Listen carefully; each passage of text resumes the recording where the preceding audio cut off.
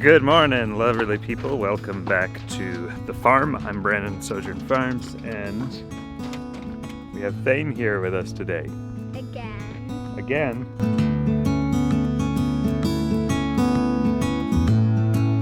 He's gonna help us with the moving the sheep. We got some new IntelliBraid from Premier One Supplies. I got this stuff because one roll is not enough. I need 2 rolls on 2 different reels. That's gonna make the job a whole lot easier so that I can assign 1 reel to one side of the paddock and 1 reel to the other. So if we're thinking about it as a wagon wheel going around the center hub in the pasture, spoke by spoke, each of these reels with a separate roll of IntelliBraid is going to be, they're going to be assigned to their own spoke. Oh, Thane, remind me, we gotta get water for the sheep. All right, water for the sheep. Or just keep saying it in your mind. You just keep saying it in your mind. Well, every time my mind talks. Your mind talks? Yeah, and I can't believe it. People can't hear it, but I can hear it. See what I mean? They're hangry. Hey. Hey, Denise, Why are all of your mittens and gloves pink? because I lost mine and mine. That's your punishment, is you have to wear pink mittens now? You're being punished for losing your mittens, you naughty kittens. All right, so we got this IntelliBraid started on the reel. And this is why people pay to have the reels come pre-wound with the braid, I see. There's nothing like a little bit of good hard work to teach a boy how to be a man.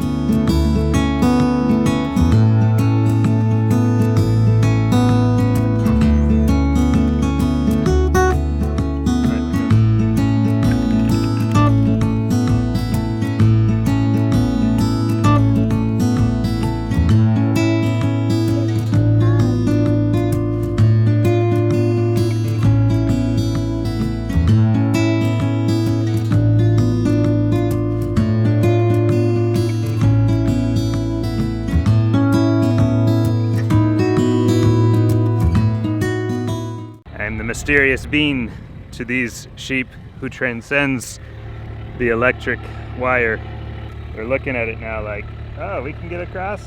So I'm only getting 1 kilovolt. So we've got a problem. I'm not sure where this problem is. It was fine before. I don't get it. 2.3. So we got to find out where this thing is grounding out. Ah, yes, this is where it's at. I found it. I set the spool right up against this stake, this T-post here. So, dummy me, it's been sitting out here. Oh man, lots of things to learn, you know? There's always something new to learn. So, let me turn this off quick so I don't shock the stuffing out of me. There we go. I need to put in a new post, so I'm gonna measure off the distance that I need to put that post down at, 119 feet. So that's what we need to measure off from that corner up there down this way.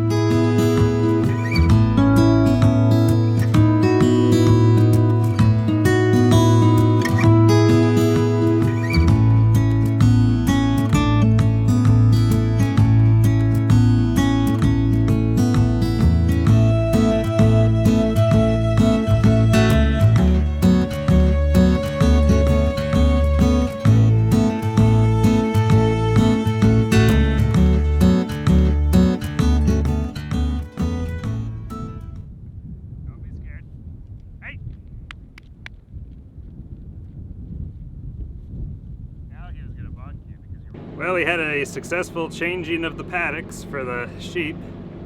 They're now on fresh grass and they're loving life again. They're always so happy looking once they get back out on it. And we're headed back up here, but what you may have seen there in the video was Fred, our ram. He was getting nice and familiar with Thane. And next thing you know, he decided he thought he would play with Thane. Well, if a ram plays with you, sometimes that can involve headbutting. and I saw him wind up to go headbutt Thane. So that's where I jumped in and yelled at him and ran up to him, and then he ran off. So it's not that Fred was being mean whatsoever. He was being very friendly and wanted to play. The problem is, even a ram his size could kill a person. So it's very dangerous, especially for a kid to get headbutt by a ram. They're a dangerous animal. They're a nice, mellow, gentle animal for the most part, but you still got to be careful. And that's just with any animal. Animals can be dangerous, even prey animals. You just gotta, okay, so right now actually, right this moment, they are headbutting each other. They're playing, they're like, yeah, this is fun, let's go. Fred and, we'll call him Thane, I guess. I just wanna stay very vigilant while the kids are around the animals. You know, I wouldn't have Thane go out and take care of the sheep by himself right now because they think he's a friend. They wanna play with him. So when he gets a little older and he's a little more confident and he can assert a little more dominance over the animals, then he'd be able to go out there by himself. I'd feel more comfortable. But right now, you know, Fred backs up to headbutt him. He doesn't have a clue what to do. And by the way, there's a couple different things that you can do if a ram backs up. What they expect you to do if you're playing with them is to also back up. So always keep your eyes on them. And if they ever take a couple of steps back and then they stop, they're more than likely about to headbutt you. And so what I do is I just go straight up to them and I get right up in their business. I get right up in their face. I'll actually even put my leg up to them because that minimizes the amount of space that they can gain momentum to headbutt me. And they're not really gonna do a whole lot at that point. Generally, they're like, okay, so you're not gonna play.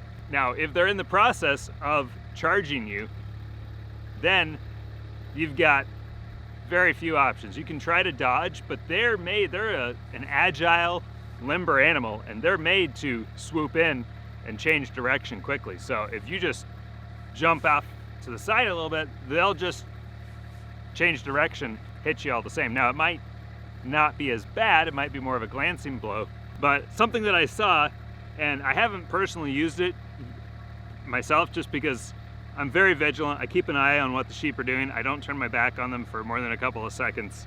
And I'm always watching their body language. So if they've got their back to me and they're grazing, then more than likely you're a little safer to turn your back on them. But I'm always watching, especially the rams. And what I've seen people do though, when the rams are in the process of charging, is you take a stick and you swat it on the head. And I actually showed Thane how to do that out there, because the sheep were just coming right up to him. They had no fear of him. They were just curious and they thought he was, you know, a new buddy or something that they were gonna play with. And that's fine and everything, like I said, until the ram decides the game is headbutt.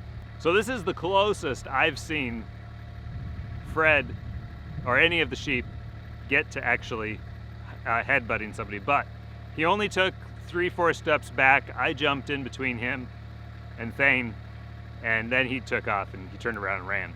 We're always there to supervise and make sure that somebody can take control of the situation if it gets out of hand.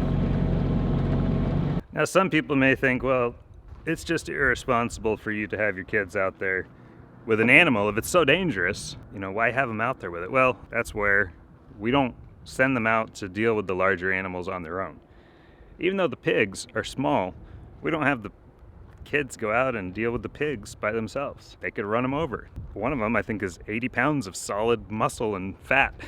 You know, they're a powerful little animal. Since day one, when they were smaller than Thane, we still didn't have him going out there. And I tell any kids that come over, you know, their friends or cousins, I tell them, you know, be careful of the animals.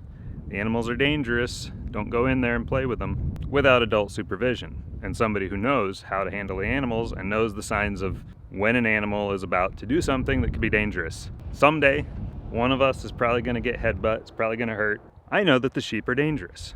They may not seem dangerous. They may seem cuddly and woolly and like such nice little sheep. That's great, but they're dangerous. So therefore, does that mean that I lock my kids in the house and I'm never going to let them out because, hey, the sheep, they could escape. The sheep, they could get out of their fence and then come charge you and headbutt you? No. Now, does that mean that I'm not going to let them go out to the pasture with me? No.